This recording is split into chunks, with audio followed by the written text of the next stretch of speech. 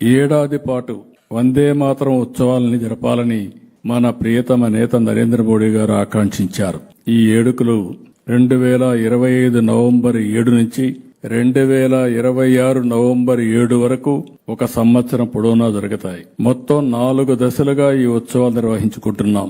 మొదటి దశ నవంబర్ 7 నుంచి 14 వరకు, ఇది ప్రారంభ వారోత్సవం.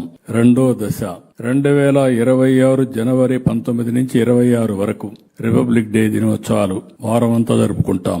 మూడో దశ 2026 ఆగస్టు 7 నుంచి 15 వరకు స్వాతంత్ర దినోత్సవం, హర్ ఘర్ తిరంగా, ఈ రెండు కలిపి జరుపుకుంటాం.